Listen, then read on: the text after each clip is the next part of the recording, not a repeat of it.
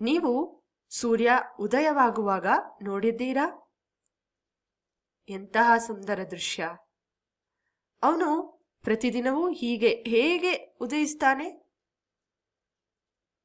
ಅಥವಾ ಸೂರ್ಯ ಪ್ರತಿದಿನ ಹೇಗೆ ಮುಳುಗ್ತಾನೆ? ರಾತ್ರಿ ಆಕಾಶವನ್ನ ನೋಡಿದ್ರೆ ರಾತ್ರಿ ಆಕಾಶದಲ್ಲಿ ನಕ್ಷತ್ರಗಳು ಚಲಿಸುವಂತೆ ಭಾಸವಾಗುತ್ತೆ. ಅದು ವೃತ್ತಾಕಾರದ ಹಾದಿಯಲ್ಲಿ ಚಲಿಸುವಂತೆ ಕಾಣುತ್ತೆ. ಅದು ಹೇಗೆ? ಮತ್ತೊಂದು ಸರಳ ಉದಾಹರಣೆಯಾದ ನೆರಳನ್ನ ನಾವು ನೋಡಿದ್ರೆ ನೆರಳಿನ ಗಾತ್ರ ಏಕೆ ಬದಲಾಗತ್ತೆ? ಒಮ್ಮೆ ಚಿಕ್ಕದಾಗತ್ತೆ, ಮತ್ತೊಮ್ಮೆ ದೊಡ್ಡದಾಗತ್ತೆ. ಅದು ಯಾಕೆ?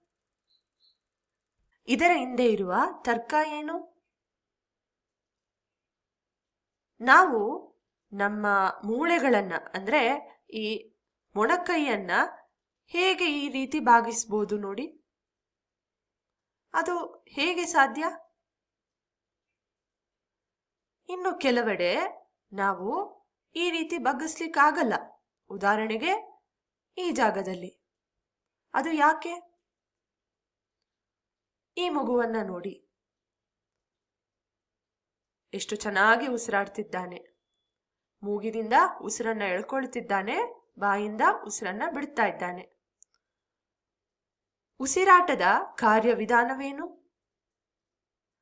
ಮತ್ತು ಮೀನು ನೀರಿನಲ್ಲಿ ಹೇಗೆ ಉಸಿರಾಡುತ್ತೆ? ಈ ಪ್ರಶ್ನೆಗಳನ್ನ ಖಂಡಿತವಾಗಿಯೂ ನೀವು ಯಾವಾಗ್ಲಾದ್ರೂ ನಿಮ್ಮನ್ನ ನೀವೇ ಕೇಳ್ಕೊಂಡಿರ್ತೀರ. ಇನ್ನು ಸಸ್ಯಗಳು ಬೀಜಗಳನ್ನ ನೆಟ್ಟ ನಂತರ ಅವುಗಳಿಗೆ ಹೇಗೆ ಇದೇ ರೀತಿ ಬೆಳಿಬೇಕು ಅಂತ ತಿಳಿಯುತ್ತೆ?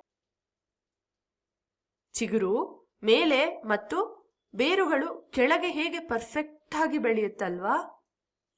ಅದು ಹೇಗೆ ಸಂಭವಿಸುತ್ತೆ? ಮತ್ತೊಂದು ಸಮಂಜಸವಾದ ಪ್ರಶ್ನೆ ಅಂದ್ರೆ, ಒಂದು ಸಣ್ಣ ಬೀಜಕ್ಕೆ ಇಷ್ಟೊಂದು ಶಕ್ತಿ ಎಲ್ಲಿಂದ ಬಂತು? ಈ ದ್ರವದಲ್ಲಿ ಸ್ವಲ್ಪ ಲೋಹವನ್ನ ಹಾಕೋಣ. ಗುಳ್ಳೆಗಳು ಬಂದು ಚಿಮ್ತಾ ಇದ್ದಾವೆ. ಏನೋ ಒಂದು ರೀತಿಯ ಹೊಗೆ ಬಂದಂಗೆ ಕಾಣುತ್ತೆ. ಅದು ಯಾವ ವಾಯು ಇರ್ಬೋದು? ಅಥವಾ ಇದನ್ನ ನೋಡಿ,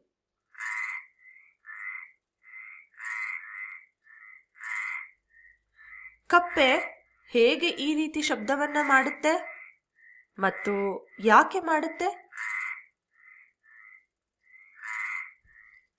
ಇಲ್ಲೊಂದು ಅದ್ಭುತವಾದ ದೃಶ್ಯ ಇದೆ. ಇದು ಸರೋವರ. ಇದು ಬಹುತೇಕ ಕನ್ನಡಿಯ ರೀತಿಯಲ್ಲೇ ಕಾಣ್ತಾ ಇದೆ. ಎಷ್ಟು ಮೌನವಾಗಿದೆ ಅಲ್ವಾ? ಸರೋವರ ಇಷ್ಟು ಪ್ರಶಾಂತವಾಗಿದೆ. ಆದ್ರೆ ಸಮುದ್ರ ಯಾಕೆ ಗರ್ಜಿಸುತ್ತೆ? ಸಮುದ್ರದ ಅಲೆಗಳು ಹೇಗೆ ಉಂಟಾಗ್ತವೆ?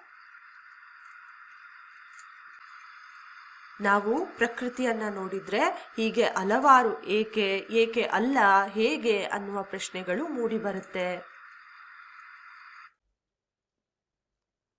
ಅಕ್ಷರಶಃ ನಮ್ಮಲ್ಲಿ ಲೆಕ್ಕವಿಲ್ಲದಷ್ಟು ಪ್ರಶ್ನೆಗಳಿದೆ. ಅವುಗಳನ್ನ ವಿಜ್ಞಾನ ಉತ್ತರಿಸಲಿಕ್ಕೆ ಪ್ರಯತ್ನಿಸುತ್ತೆ. ಅಂದ್ರೆ ಎಲ್ಲಾ ಪ್ರಶ್ನೆಗಳಿಗೆ ಯಶಸ್ವಿಯಾಗಿ ಉತ್ತರಿಸುತ್ತಾ? ಇನ್ನೂ ಇಲ್ಲ. ಆದ್ರೆ ನಮಗೆ ಹಲವಾರು ಪ್ರಶ್ನೆಗಳಿಗೆ ಈಗಾಗಲೇ ಉತ್ತರವನ್ನ ನೀಡಿದೆ.